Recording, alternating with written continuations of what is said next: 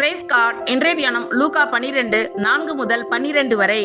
என் சிநேகிதர் ஆகிய உங்களுக்கு நான் சொல்லுகிறேன், சரீரத்தை கொலை செய்து அதன் பின்பு அதிகமாக ஒன்றும் செய்ய திராணி இல்லாதவர்களுக்கு பயப்படாதிருங்கள். நீங்கள் இன்னாருக்கு பயப்பட வேண்டுமென்று உங்களுக்கு காண்பிக்கிறேன்.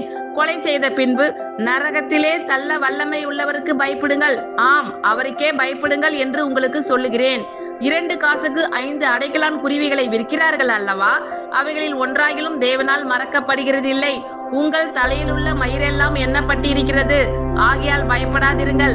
அநேகம் அடைக்கலான் குருவிகளை பார்க்கிலும் நீங்கள் விசேஷித்தவர்களாய் இருக்கிறீர்கள். அன்றியும் நான் உங்களுக்கு சொல்லுகிறேன், மனுஷர் முன்பாக என்னை அறிக்கை பண்ணுகிறவன் எவனோ அவனை மனுஷகுமாரனும் தேவதூதர் முன்பாக அறிக்கை பண்ணுவார். மனுஷர் முன்பாக என்னை மறுதலிக்கிறவன் தேவதூதர் முன்பாக மறுதலிக்கப்படுவான். எவனாகிலும் மனுஷகுமாரனுக்கு விரோதமான விசேஷத்தை சொன்னால் அது அவனுக்கு மன்னிக்கப்படும். பரிசுத்த ஆவிக்கு விரோதமாய் தூஷணம் சொல்லுகிறவனுக்கோ மன்னிக்கப்படுவதில்லை. அன்றியும் ஜெப ஆலய தலைவர்களுக்கும் துரைத்தனத்தார்களுக்கும் அதிகாரம் உள்ளவர்களுக்கும் முன்பாக உங்களை கொண்டு போய் விடும்போது எப்படி எண்ணத்தை மாறுதரமாக சொல்லுவோம் என்றும் எதை பேசுவோம் என்றும் கவலைப்படாதிருங்கள். நீங்கள் பேச வேண்டியவைகளை பரிசுத்த ஆவியானவர் அந்நேரத்திலே உங்களுக்கு போதிப்பார் என்றார். ஆமென். Thank you Lord. கர்த்தர் உங்கள் அனைவரையும் ஆசீர்வதிப்பாராக.